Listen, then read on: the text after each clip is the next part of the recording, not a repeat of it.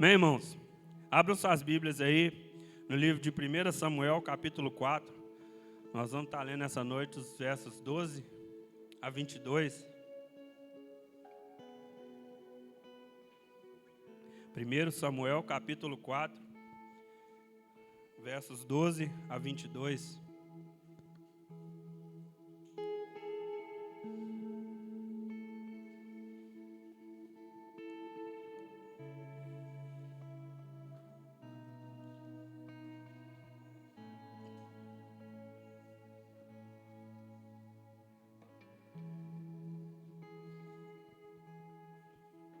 Primeiro Samuel 4, 12 a 22. Você vê o irmão do seu lado aí com dificuldade de achar, ajuda ele aí, irmão. Vou esperar todos encontrarem para a gente ler em unidade a palavra do Senhor.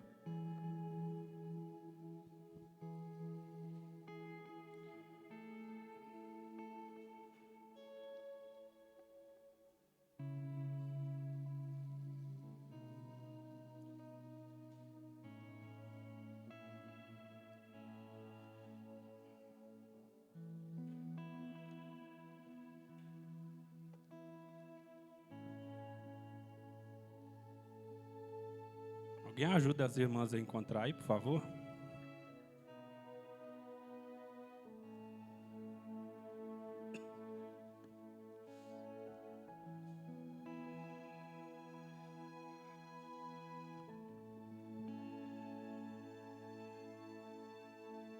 Amém? Todos encontraram?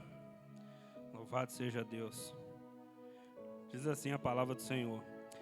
Então correu um homem de Benjamim, saído das fileiras, e no meio-dia chegou a Siló, trazia rasgadas as vestes e terra sobre a cabeça.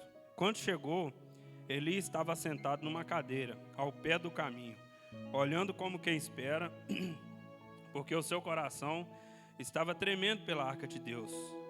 Depois de entrar o homem na cidade e dar as novas, toda a cidade prorrompeu em gritos. Eli, ouvindo os gritos, perguntou: que alvoroço é esse? Então se apressou o homem e, vindo, deu as notícias a Eli. Era Eli da idade de 98 anos. Os seus olhos tinham cegado e já não podia ver. Disse o homem a Eli: eu sou o que saí das fileiras e delas fugi hoje mesmo. Perguntou-lhe Eli: que sucedeu, meu filho? Então respondeu o que trazia as novas e disse: Israel fugiu de diante dos filisteus. Houve grande morticínio entre o povo. E também os teus dois filhos, Ofni e Finéias, foram mortos e a arca de Deus foi tomada. Ao trazer ele menção da arca de Deus, caiu Eli da cadeira para trás, junto ao portão, e quebrou-se-lhe o pescoço, e morreu, porque já era homem velho e pesado. E havia ele julgado Israel 40 anos. Estando sua nora, a mulher de Finéias, grávida, e próximo o parto, ouvindo essas novas de que a arca de Deus fora tomada e de que seu sogro e seu marido morreram, encurvou-se e deu à luz, porquanto as dores lhe sobrevieram.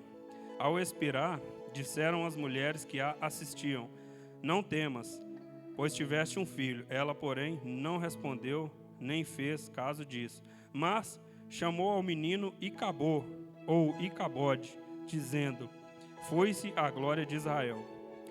Isto ela diz porque a arca de Deus fora tomada, e por causa de seu sogro e de seu marido. E falou mais: foi-se a glória de Israel, pois foi tomada a arca de Deus. Pode assentar, irmãos. Senhor, eis a tua palavra mais uma vez aqui, ó Pai, e eu como simples ferramenta nas mãos do Senhor. Fala conosco, Espírito Santo, nessa noite, nos dá entendimento a cada um de nós daquilo que o Senhor precisa falar conosco, daquilo que nós precisamos ouvir. Quebra em nome de Jesus toda e qualquer barreira e distração neste lugar, para que todos que o Senhor trouxe aqui saiam edificados pela Tua palavra nessa noite, e que mais uma vez o Teu nome seja exaltado, glorificado, engrandecido, honrado, porque é o lugar do Senhor, em nome de Jesus. Amém, irmãos? O tema dessa mensagem é a glória da presença. Glória da presença de Deus. Sem a presença de Deus nas nossas vidas, não há glória nenhuma. E uma coisa óbvia, quando a gente glorifica a Deus, por causa da presença dele agindo em nossas vidas. Então, glorificar a Deus é uma maneira da gente agradecer, reconhecer aquilo que Deus tem feito em nossas vidas. Mas algo que a gente deve refletir e nos perguntar é: a gente tem experimentado o agir de Deus em nossas vidas? Como tem sido a nossa caminhada, irmãos? Tem sido uma caminhada de verdadeiramente experimentar o agir de Deus, experimentar a presença de Deus agindo em nossas vidas, trazendo cura, trazendo libertação, trazendo uma palavra de bênção, nos confrontando, o que quer que seja. Mas uma coisa é verdade, quando o Senhor age através da presença dele em nós, ele nos transforma a cada dia, ele nos torna pessoas diferentes. E como tem sido a nossa caminhada? Tem sido uma caminhada de nos alegrar através da glória da presença de Deus na vida de outras pessoas, ou a gente está tendo, irmãos, experiências com Deus para contar? É uma coisa que a gente deve pensar em todo tempo. Eu conheço a Deus de verdade, ou eu só ouço falar desse Deus na vida de outras pessoas, e às vezes eu gosto de ir na cela, eu gosto de reunir na igreja, porque eu vejo esse Deus fazer na vida dos outros. Mas às vezes a gente não tem nem muito interesse de ver Ele fazer em nossas vidas. A gente simplesmente se contenta de ver Deus fazer na vida de outras pessoas. E isso é uma maneira errada de pensar, infantil, irmãos. A gente deve desejar e anseiar pela presença de Deus em nossas vidas constantemente, 24 horas por dia. Porque a gente precisa reconhecer que a gente não precisa do Senhor só no momento de uma enfermidade, quando a gente clama, no momento de uma enfermidade de alguém da nossa família, que a gente também clama. Mas entender que Ele é Deus o tempo todo e que nós somos dependentes dEle o tempo todo. Amém? Então hoje a gente vai refletir um pouco, irmãos, mediante aqui, né, com base nesse texto lido, que é algo que pode acontecer com qualquer um de nós, que são dois momentos distintos na vida de uma pessoa de relacionamento com Deus, de experimentar a presença de Deus, mas de às vezes também deixar de experimentar a presença de Deus. E essa palavra é para realmente mexer com a gente, nos confrontar, porque a caminhada é longa, irmãos. E tem um texto que diz que muitas pessoas experimentaram muitas coisas na presença de Deus, mas chegou uma época que elas apostataram da fé. Isso está na Bíblia. E isso é um risco que todos nós corremos. Se a gente, dia após dia, deixa de priorizar o nosso relacionamento com Deus e deixa outras coisas vir tomar sorrateiramente o lugar de Deus em nossas vidas. É quando às vezes a nossa vida, pela misericórdia e graça de Deus, não está enfrentando muitos problemas. Então a gente pensa que está tudo legal, está tudo normal, está tudo bacana, então eu vou seguir caminhando e vou deixando Deus de lado. E hoje em dia tem muita distração aí para tirar a gente do foco, que é o Senhor em nossas vidas. E aqui a gente vai ver nessa história, ilustrando, contando uma situação de dois homens diferentes. A gente vai ver falando sobre o profeta Samuel, que é um personagem aqui, um dos principais também nesse texto. O profeta Samuel, ele vem de uma história, não sei se todos sabem, de uma mulher que era muito humilhada porque era estéril, mas ela se prostrava diante do Senhor, ela não deixava a dificuldade dela afastar ela de buscar a Deus e de se prostrar diante do Senhor e de adorar a Deus. É um ponto da gente pensar também e aplicar em nossas vidas. Quando a gente está passando alguma luta, alguma dificuldade, ou quando a gente está enfrentando algo há muitos anos, será que a nossa postura é parecida com a dessa mulher ou não?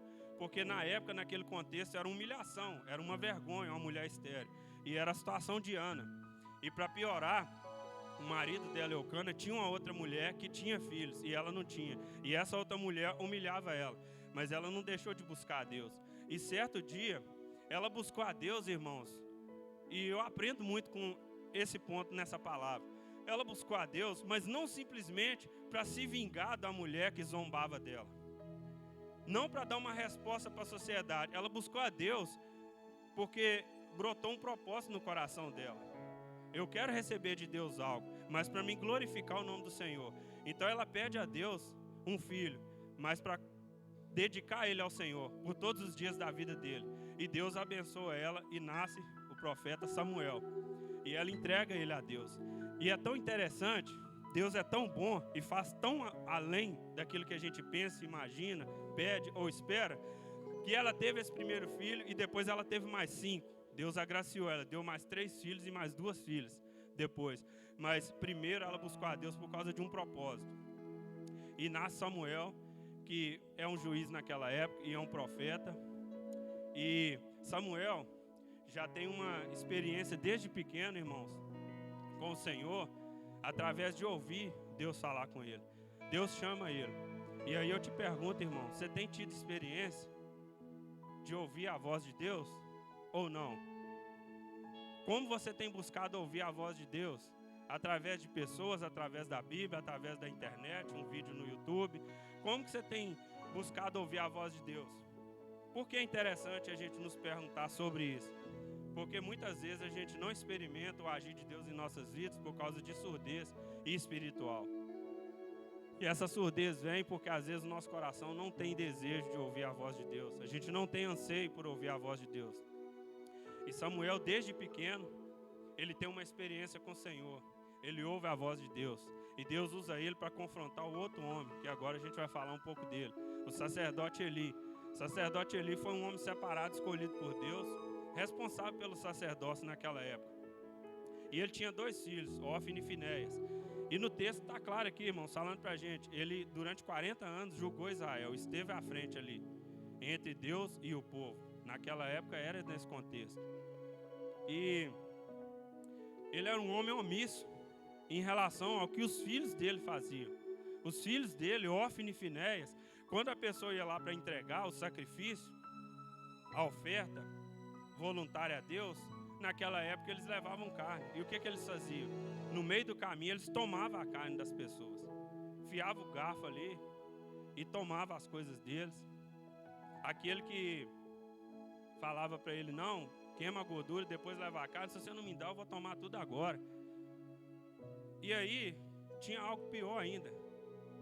Você vê a falta de temor que os filhos de Eli, o sacerdote, tinham diante de Deus. Eles tinham relações com mulheres na porta da tenda da congregação. Era uma coisa assim, execrável. E aí, irmãos, tem alguns pontos para a gente refletir em relação a isso. A omissão. Às vezes, a gente acaba sendo omisso porque a gente não quer desagradar pessoas, a gente não quer desagradar o nosso líder. Mas e se a gente estiver desagradando a Deus? Então, como que quando a gente ouve um texto desse, irmãos, a gente tem que ir ouvindo e pensando. Falou de Ana. Quem foi Ana? Foi uma mulher que buscou Deus em oração, que mesmo com dificuldade, ela não deixou de buscar a Deus, mas quando ela pede algo porque tinha um propósito. Quem foi Samuel? Desde pequeno, uma vida dedicada ao Senhor e serviu ao Senhor. Quem foi Eli? Eli foi um sacerdote, um pai responsável, um pai omisso. Um pai que foi escolhido, mas reprovado por Deus. E a gente vai ver no Novo Testamento, Paulo falando isso para a igreja. Procure ser um obreiro aprovado. E por que Paulo fala procurar ser um obreiro aprovado? Porque tem obreiros reprovados. E às vezes a gente cai numa meninice de pensar, Deus não vai usar fulano, não vai usar ciclano. Às vezes Deus usa a gente e a gente precisa amadurecer para isso, irmãos. Ele nos usa por misericórdia e graça de quem precisa, de quem Ele quer alcançar. Porque a gente não vai ser impedimento de Deus abençoar outra vida. Mas a gente pode estar sendo usado por Deus, mas reprovado por Deus. Foi o caso aqui de Eli. Era um sacerdote à frente da nação, mas era reprovado por Deus porque era omisso. Claro que de manhã, né, o pastor Arlindo até palavra que às vezes a maneira que as pessoas confrontam outras é porque elas estão com algum problema, né? E na hora eu falei, Senhor, eu às vezes sou um pouco duro para confrontar as pessoas, mas na maioria dos casos não é porque eu estou com problema não, é porque eu tenho zelo pela sua palavra. Mas mesmo assim, né, eu fiquei refletindo sobre o que foi falado aqui pela manhã. Mas irmãos, a gente não deve ser omisso no sentido de ver que uma pessoa está trilhando caminhos que vão levar a caminhos de morte e preferir agradar a pessoa e ficar bem com ela e ficar mal com Deus. Foi um exemplo aqui de Eli. O profeta fez isso. Ele procurou ficar bem com os filhos, mas estava mal com Deus. Ele estava sendo reprovado por Deus. E é interessante que Deus envia um homem, a Bíblia não fala o nome, só fala um homem de Deus. Ele foi enviado uma primeira vez e alertou, e avisou, e exortou, e falou palavras, né, que a maioria de nós não gosta, que é a palavra de correção, né, de confrontar o nosso erro, o nosso pecado. E ele ignorou. E depois Deus dá uma visão ao profeta Samuel, e ele já fica um pouco mais preocupado, né, e ele decide pedir Samuel para revelar para ele o que vinha da parte de Deus, e já estava decretado, o castigo ia vir. Então, a gente vê que Deus fala, né, que vai julgar a casa de Eli por causa dos pecados dos filhos dele, né? E ele mesmo tendo consciência, não os repreendeu. E aí em seguida, irmãos, Israel sai para uma peleja e é derrotado no primeiro momento. E eles voltam, e o que é que eles decidem fazer? A gente perdeu o início dessa batalha, a gente vai para outra, mas vão levar um amuleto, vão levar algo que vai ser diferente, vão pegar a Arca da Aliança e vão levar ela. E eles decidem levar a Arca da Aliança. E num primeiro momento, quando eles chegam, que os filisteus têm conhecimento que a Arca da Aliança está ali, eles chegaram a temer, a ficar com medo. E olha para vocês verem que interessante, a Bíblia vai falar para a gente que o medo deles foi porque eles sabiam do que tinha acontecido no Egito. E eles exclamaram de medo, os deuses estão aqui no nosso meio, vão acabar com a gente, mas alguns decidiram lutar. Então eles lutaram, irmãos, enfrentaram os israelitas. E eles foram derrotados, mortos, e a Arca da Aliança foi levada para um acampamento dos filisteus. O que representava a Arca da Aliança naquela época? Representava a presença de Deus. Não é esse caso hoje. Hoje é diferente, a gente sabe. Mas naquela época, a arca representava a presença de Deus. E quando um deles consegue escapar e volta e vai avisar o sacerdote Eli do que aconteceu, ele conta para ele. Seus 2 filhos morreram e a arca foi tomada. E Eli então cai da cadeira, quebra o pescoço e morre. Ou seja, morte atrás de morte, tragédia, consequência de erros lá atrás que não foram corrigidos, que não foram consertados, né? Isso não muda nos dias de hoje, irmãos. Se constantemente a gente está permanecendo errante em algumas coisas, as consequências vão vir mais cedo ou mais tarde. Não adianta. Deus é justo. Ele é bom, Ele é graça, Ele é misericórdia, Ele é amor, mas Ele é justo. A gente às vezes deixa de ler Apocalipse, onde fala da ira do Cordeiro. A gente talvez vê Jesus só como bonzinho, que Ele tem que fazer isso para mim, aquilo outro, tem que me abençoar, tem que me curar, tem que me prosperar. Mas vai ter um momento de ira. E a mulher de Finéias, se não bastasse tantas tragédias, né?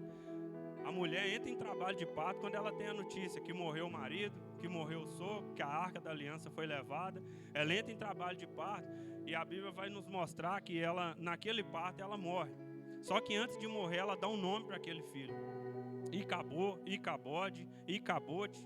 Tem várias versões, né, diferentes, mas o significado da palavra que é o que importa, e não a teologia da palavra. O significado é: foi-se a glória de Deus, foi-se a presença de Deus. E ela morre e dá o nome àquele menino. Era um costume deles, quando eles estavam num lugar, eles davam um nome para o lugar, um nome para o altar, ou um nome para um filho, de acordo com um acontecimento. E dentro desse acontecimento, ela decidiu dar esse nome para o filho. Foi-se a glória de Israel. E agora, trazendo para a nossa realidade, irmãos, nós precisamos refletir sobre o que eu tenho a ver com isso, com a arca de Deus ser levada, com a presença de Deus não estar mais no meio daquele povo. A nossa realidade é o quê? A presença de Deus é manifesta no interior de pessoas que verdadeiramente se converteram ao Senhor Jesus. O Espírito Santo habita nessas pessoas. Ali está a presença de Deus, de uma maneira. Mas tem a presença de Deus de uma outra maneira, que é através do Espírito Santo, que Ele é onipresente. Ele está em todos os lugares ao mesmo tempo. Então, se eu falar assim, o Espírito Santo não está aqui, eu ia estar falando heresia, porque Ele está em todos os lugares. Agora, eu posso afirmar que talvez o Espírito Santo não está em todos nós nesse momento. E isso eu posso afirmar. Porque se tem aqui no nosso meio ou 2, ou 10, ou 20, que verdadeiramente não entregou a vida para o Senhor Jesus de todo o coração e não tem Ele como Senhor e Salvador, único e suficiente da sua vida, o Espírito Santo não habita em você. Você pode ter até algumas experiências com o Espírito Santo te tocando, querendo te trazer para perto, mas Ele ainda não habita. E eu quero falar, para a gente meditar e refletir, né, e aplicar nas nossas vidas, essa questão da presença de Deus. Foi-se a glória de Deus. E tem alguns exemplos aqui, e um deles que eu quero falar é algo que acontece com muitos de nós, o pecado. Isaías vai dizer que o pecado, né, ele faz com que as nossas orações não sejam ouvidas por Deus. Pecado. Que pecado, irmão? Pecado constantemente cometido, pecado sem arrependimento, pecado sem preocupar com Deus. Isso aí vai trazendo esfriamento na vida de qualquer um de nós. E esse esfriamento, irmãos, vai fazendo a presença de Deus desaparecer, se ela existe ou já existiu nas nossas vidas. Com qualquer um de nós acontece isso. Por causa de pecado arrependido, não confessado. A mensagem básica do Evangelho traga por João Batista e por Jesus era arrepender-se e volte para Jesus de todo o coração. E quando a gente tem um pecado que a gente permanece nele e não arrepende, a gente não sente a presença de Deus. E quando a gente não sente a presença de Deus, Ele não está agindo em nós, não está nos convencendo, a gente não consegue enxergar. Então a tendência é, como a Bíblia diz, um abismo puxa o outro. De um pecado você vai para outro, e vai para outro, e vai para vários. E aí ocorre o quê? Daqui um dia, se bobear, a morte espiritual. A gente morre espiritualmente, não sente mais a presença de Deus. E aí é uma tragédia, assim como foi lá no passado. Vocês veem quando a arca foi tomada, né? Gente morrendo. Nos nossos dias, irmãos, se o Espírito Santo sair da vida de um e do outro, não vai ser tão um problema para mim. O problema maior vai ser se ele não estiver agindo mais na minha vida. A gente não deve olhar pessoas que já tiveram grandes experiências com Deus e hoje não tem e julgar. Ou às vezes olhar pessoas que têm grandes experiências com Deus, e isso ainda acontece, da gente...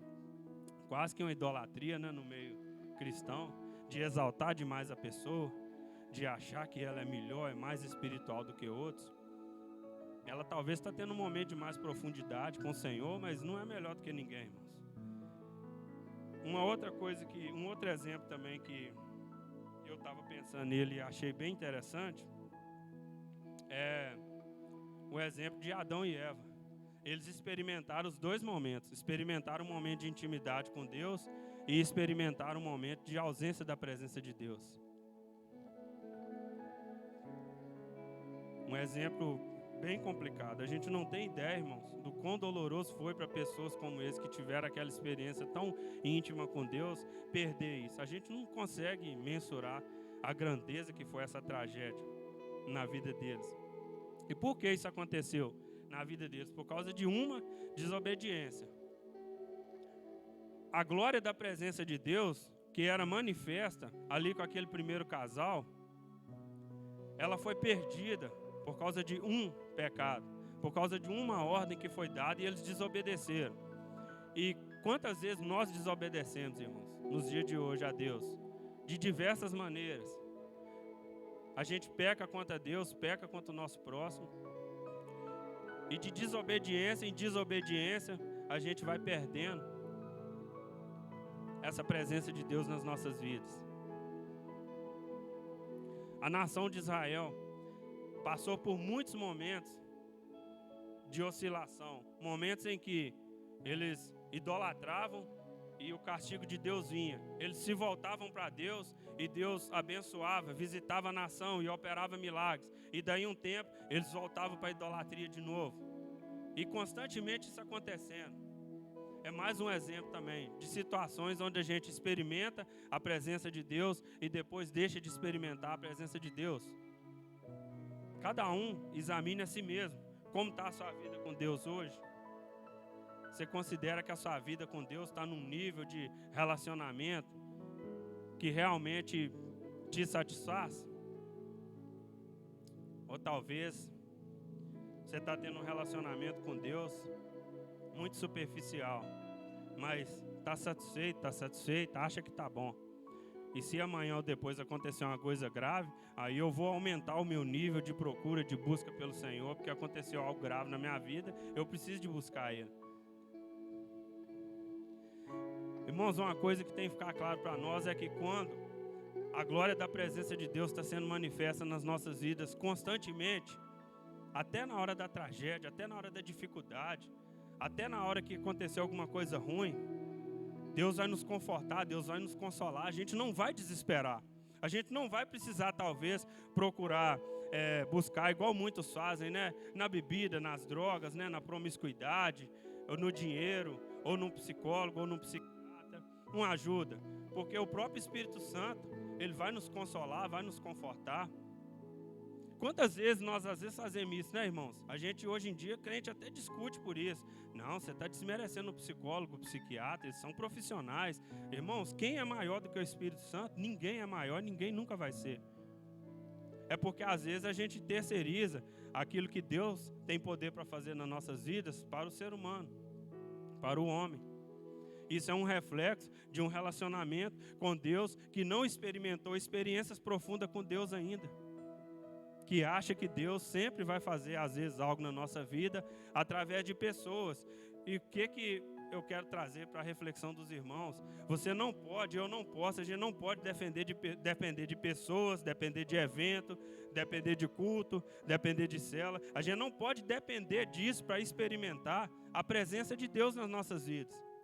Porque senão a gente vai ter que ficar, irmãos, conectado nisso o tempo todo.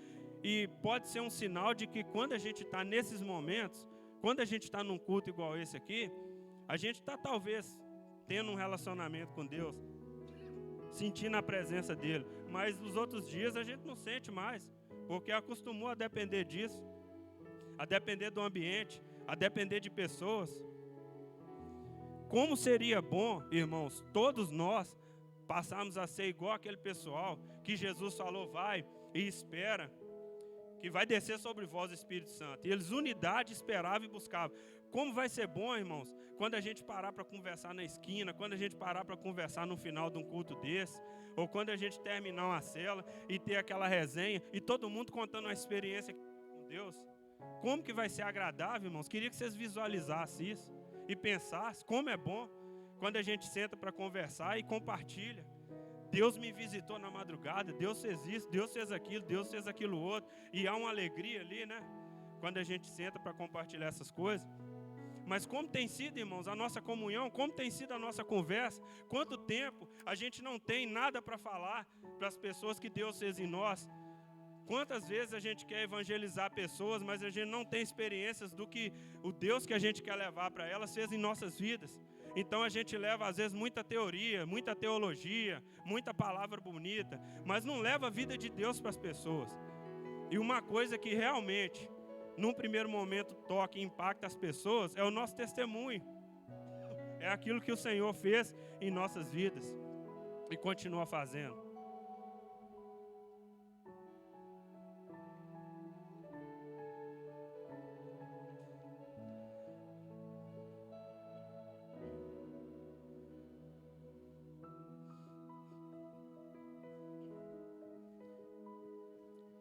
E já caminhando para o final, irmãos, qualquer um de nós, isso precisa ficar claro para todos nós, qualquer um de nós corre o risco, irmãos, de deixar o nosso relacionamento com Deus ir se esfriando, da gente se afastando do Senhor e da gente morrendo espiritualmente, irmãos.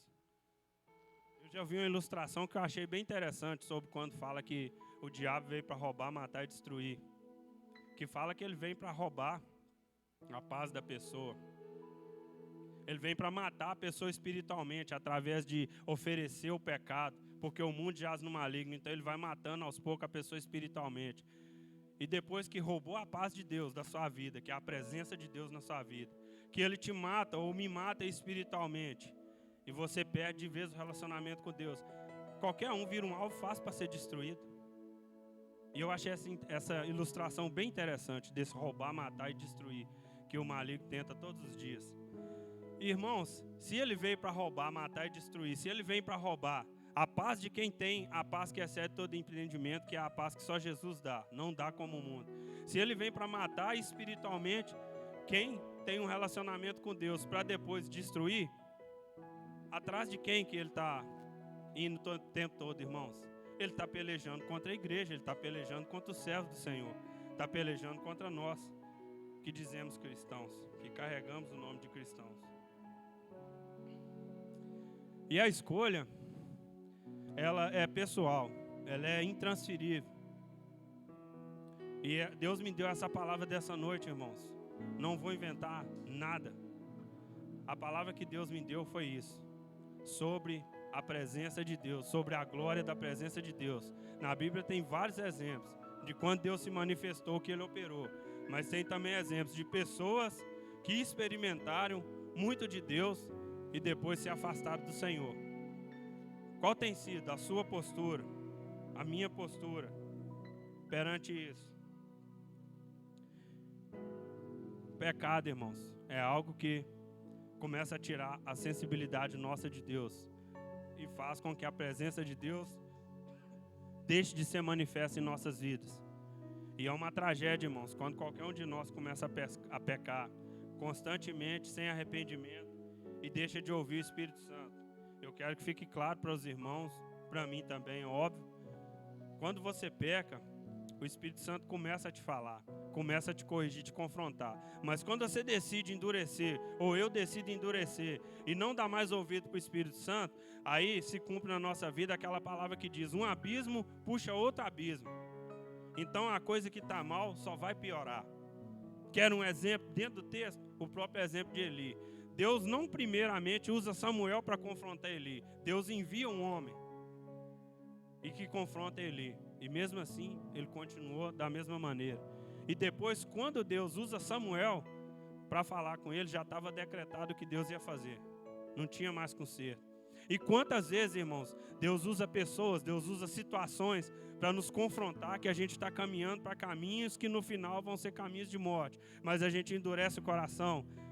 A gente prefere, às vezes, dar ouvidos para pessoas que não temem a Deus, porque elas, em muitos momentos, elas vão falar algo que agrada o nosso coração. E quantas vezes, irmãos, o inimigo não é sagaz e ele observa que uma pessoa está buscando ajuda onde ela não vai encontrar, e ele influencia uma pessoa que se diz boa, que aparentemente é uma pessoa legal, mas que está dando um conselho diabólico para o outro, para o que está mal ficar ainda pior. Então, essa é a palavra, irmãos, dessa noite.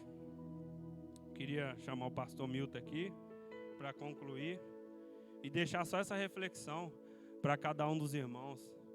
Reflitam se vocês estão sentindo a glória da presença de Deus em suas vidas ou se vocês estão experimentando a ausência de Deus em suas vidas.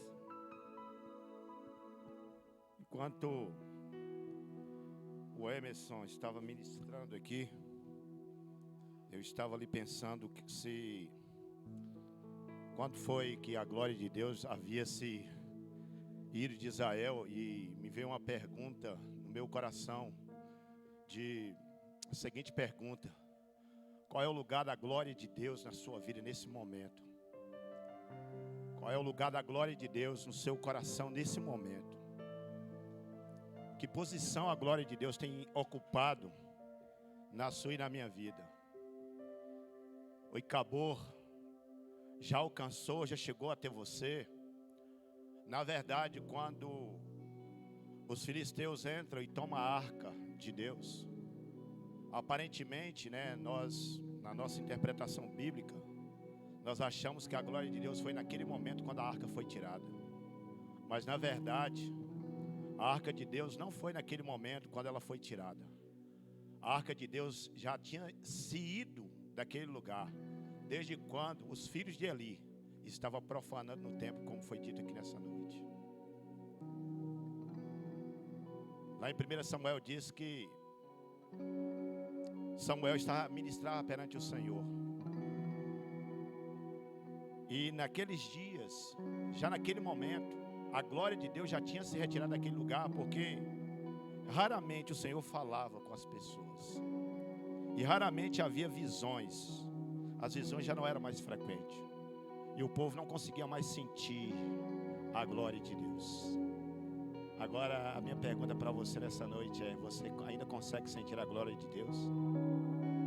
Você consegue ainda sentir algo de Deus na sua vida, no seu coração? Só que mesmo que a glória de Deus havia se ido, ainda diz que a lâmpada de Deus, ela não tinha apagado completamente, ainda havia uma pequena faísca. E Deus tem me falado muito desse tempo: se tiver uma faísquinha, eu vou gerar fogo no coração do povo. Se tiver uma pequena faísca, eu vou gerar fogo no coração do povo. Tem faísca aqui nessa noite. Tem faísca aqui nessa noite. Onde está a glória de Deus na sua vida? Eu quero te convidar a resgatar a glória de Deus para esse lugar, trazer de novo a arca. Nós não podemos ficar sem a arca de Deus. Eu já tenho dito aqui nessa igreja: nós não aceitamos ter um culto, nós não aceitamos fazer uma reunião de célula, nós não aceitamos nos reunirmos como igreja sem a arca de Deus estar dentro dessa igreja, com a arca lá fora nas mãos do inimigo. Essa é a noite que Deus está querendo resgatar a glória dele na sua vida. É a noite onde Deus quer reacender de novo o fogo da chama do Espírito dele no seu coração. É a noite que você precisa se alimentar de novo mais uma vez. Agora não com o fogo que está no coração do outro, mas com o fogo que Deus deseja colocar no seu próprio coração. Eu me lembro certa vez, aqui nesse altar foi ministrada uma palavra de Deus. E a pessoa que estava ministrando estava falando sobre as 10 virgens, as 5 prudentes e as 5 sensatas. E chega um momento onde o noivo vem para buscar ali aquelas virgens. E quando aquele noivo vem para buscar as virgens, ele encontra 5 com as lamparinas acesas, com muito azeite na lamparina. Mas 5 havia deixado com que as suas lamparinas se apagassem, porque as suas lamparinas estavam sem azeite. Aquelas 5 insensatas estavam vivendo no meio da igreja apenas com o fogo que estava aceso no coração dos outros, mas já não havia mais fogo no coração daquela pessoa. Aquelas 5 insensatas, elas estavam naquele ambiente, dando glória a Deus quando o outro dava glória a Deus, ou dizia amém quando o outro dizia amém, ou glorificava a Deus quando o outro glorificava a Deus. Mas aquelas 5 sensatas, elas já não viviam intensamente o fogo de Deus no seu coração e na sua vida. Nessa noite aqui a minha pergunta é: quantas prudentes e quantas insensatas existem hoje aqui no meio dessa igreja, nesse culto? Deus quer resgatar a glória dele nessa noite no seu coração e na sua vida. Você deseja o resgate dessa glória? Você deseja o resgate desse fogo? Você quer colocar agora azeite na lamparina e deixar o fogo queimar? Eu queria te convidar a se colocar em pé. Se coloque em pé agora. Feche os seus olhos. Não fique como as insensatas que viviam com o fogo do coração do outro. Não fique como as insensatas que adoravam porque os outros adoravam. Sabe?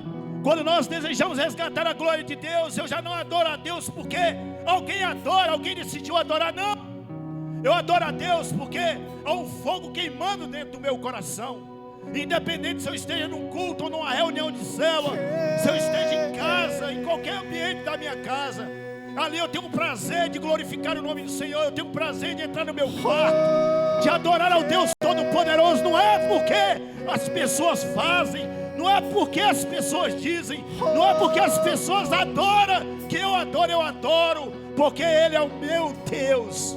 Eu adoro porque Ele é o meu Senhor.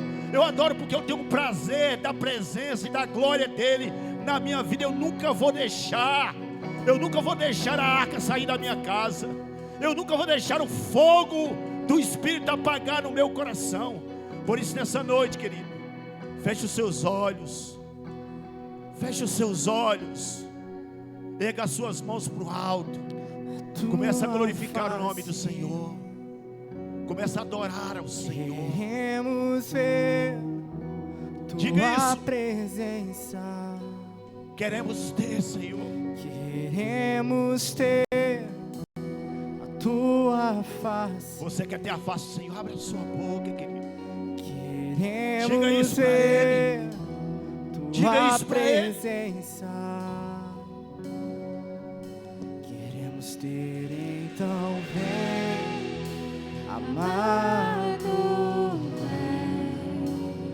Então vem, amado, vem. Então vem, amado, vem. Então vem, amado, vem. Vem mesmo, Senhor. Vem sobre a tua igreja. Vem sobre o teu povo, Senhor.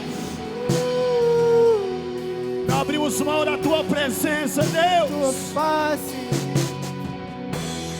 tua face. Queremos ver tua presença.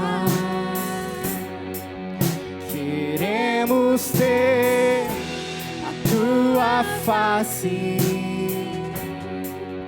Queremos ver tua presença.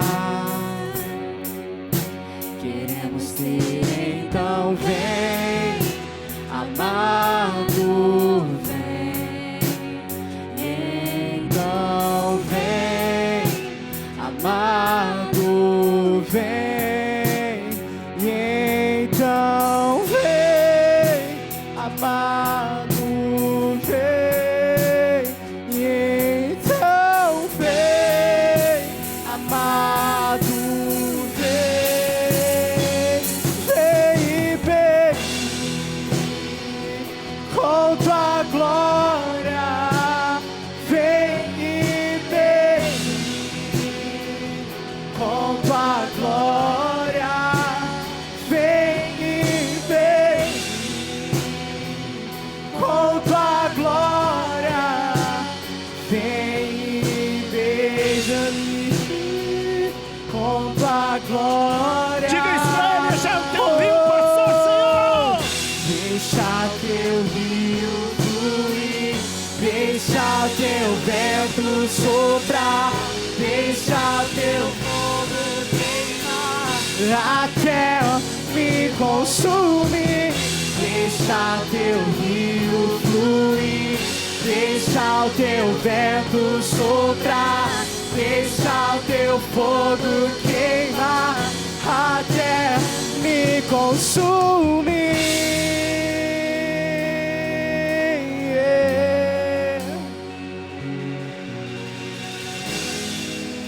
Até consumir.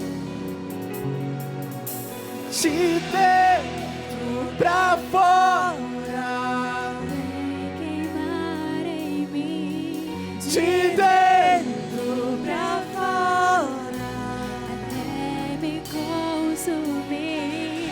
De dentro pra fora, vem queimar em mim. de dentro pra fora, até me consumir. De dentro pra fora, Vem queimar em mim, de dentro pra fora, até me consumir. de dentro pra fora, Vem queimar em mim, de dentro pra fora, até me consumir.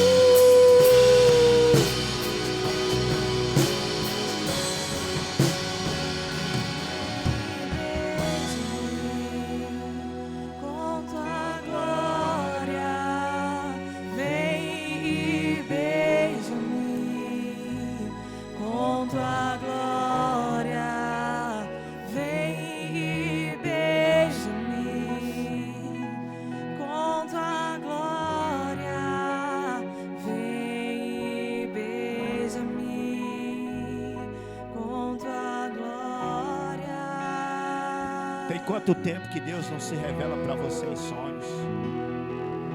Há quanto tempo que Deus não fala contigo através da palavra?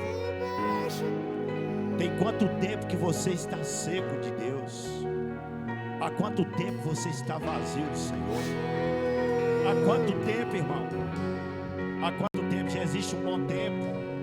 Já existe um bom tempo em que você não consegue mais sentir o fogo do Espírito queimando dentro de você. Já existe um bom tempo onde você ouve a palavra, mas a palavra já não te toca mais. Já existe um bom tempo onde você canta louvores, mas você não sente mais o seu coração queimando diante da presença do Senhor. Já existe um bom tempo onde Deus não tem se manifestado para você através de sonhos, através de revelações. Deus não tem mais se revelado a você, e você tem sentido essa pessoa tão distante, mas tão distante do Senhor, onde muitas vezes, sei lá, talvez a frieza pode estar querendo tomar o seu coração diariamente, onde você vai perdendo o prazer e a alegria pelas coisas do Senhor, pelas coisas de Deus. Tudo de Deus já não se torna tão atraente mais para você. Parece que outras coisas, elas te atraem, elas movem o seu coração, mas as coisas de Deus parece que já não é mais atraente para você. Ô irmão, se isso estiver acontecendo na sua vida, você precisa ficar desesperado nessa noite. Desesperado, aflito no seu coração. Sabe, é nesse momento onde a alma da gente tem que se afligir mesmo diante de Deus, onde a alma da gente tem que se afligir diante de Deus, e onde a gente não deve se conformar de maneira nenhuma e se contentar com o incabor acontecendo na nossa vida, onde a glória de Deus se vai de nós e nós já não temos mais o prazer e a alegria do Senhor. Eu queria te convidar nessa noite a fazer uma oração ousada aqui nesse lugar. Eu queria que o pessoal do louvor agora segurar só no instrumento. Eu queria que você agora, em nome de Jesus, fizesse uma oração nesse lugar. Você não pode sair daqui sem a glória de Deus. Você não pode sair daqui sem a glória de Deus, irmão. Ele, sem a glória de Deus, ele caiu da cadeira, ele quebrou o pescoço, ele morreu. Você entende a gravidade de andar sem a glória de Deus, irmão? Você entende isso? Não dá para viver sem a glória de Deus. Não dá, igreja. Não dá, igreja. Ô líder de célula, não dá para você liderar em uma célula sem a glória de Deus, sem a presença de Deus. Não dá para você ser um cristão sem a glória de Deus, sem a presença de Deus. Por isso, nesse momento, querido, você não precisa de gritar para Deus te ouvir, mas no interior da sua alma, do seu coração, você pode começar agora a orar. Eu queria te dar um tempo para você orar mesmo, aqui nesse lugar. Eu queria que você falasse com Deus, porque essa palavra que foi ministrada aqui nessa noite foi uma palavra de muito confronto para o nosso coração. O incabor não pode acontecer na sua vida. O incabor não pode acontecer na sua família, na sua casa. É noite de resgatar a glória, a aliança, a arca da aliança de novo para o seu coração e para a sua vida, aqui neste lugar. Começa a orar agora e fala com Deus. Deus, eu não aceito viver sem a tua glória. Eu não aceito viver sem a tua presença.